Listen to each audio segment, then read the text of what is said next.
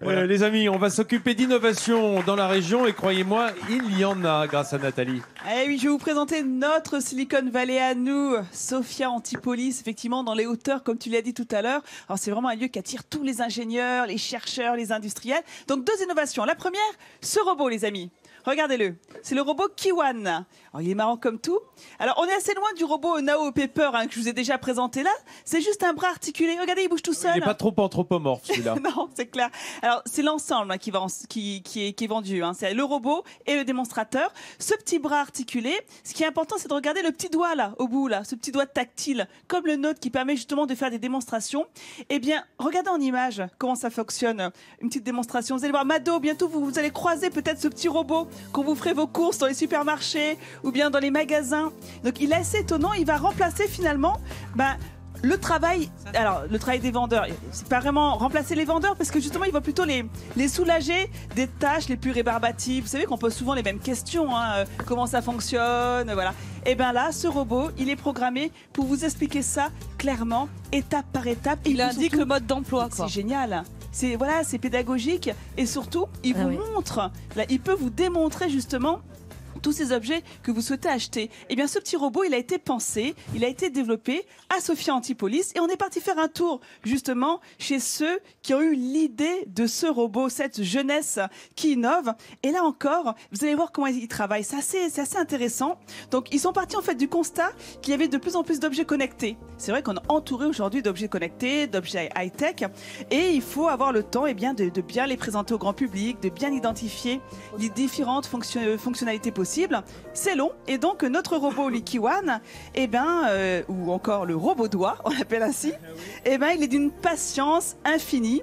Donc vous risquerez d'en entendre parler de ce robot parce que notre start-up a participé donc au CES de Las Vegas, ce grand salon de technologie à Las Vegas, et ils espèrent bien donc avoir une exposition internationale très bientôt.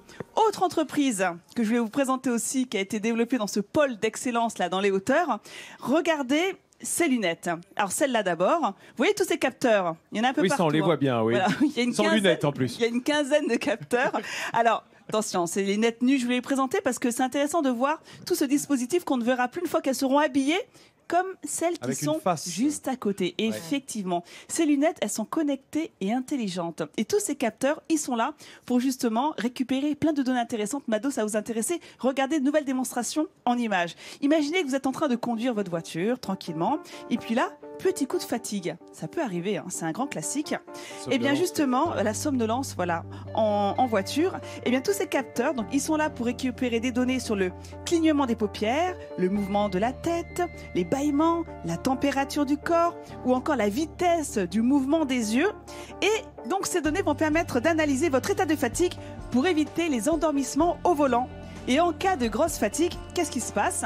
Eh bien, ces lunettes vont vous envoyer d'abord un signal sonore et ensuite un signal lumineux, de quoi vous déranger et vous rappeler qu'il est temps de passer le volant à son voisin ou bien prendre un café ou s'arrêter sur le bas-côté de la route. C'est pas génial ça comme innovation? Toutes les 2 heures, la pause s'impose. C'est génial. Non, c'est vachement bien. C'est super. J'ai un fan club avec moi. Non, mais c'est... Et il faut rappeler qu'aujourd'hui encore, 1 décès sur 3 sur la route est dû à un endormissement au volant. Donc voilà, donc toutes ces innovations. Alors ça, il s'agit des lunettes Elici Healthy. Et ça, on est encore à l'état du prototype. Et ça sera commercialisé d'ici 1 an. Voilà. Et tout ça est pensé ici dans la région. Et encore un grand bravo. Antipolis, voilà. à quelques kilomètres d'ici. Il y en a des neurones. Il y en a des neurones par ici. Oh là là, tu on a une parles. concentration de neurones. Et pas que dans les lunettes, Non, parce que le petit doigt là, on n'imagine pas tout ce qu'on peut faire avec le petit doigt. Aussi, justement, on imagine, Mado. On imagine pas. On peut se gratter le dos.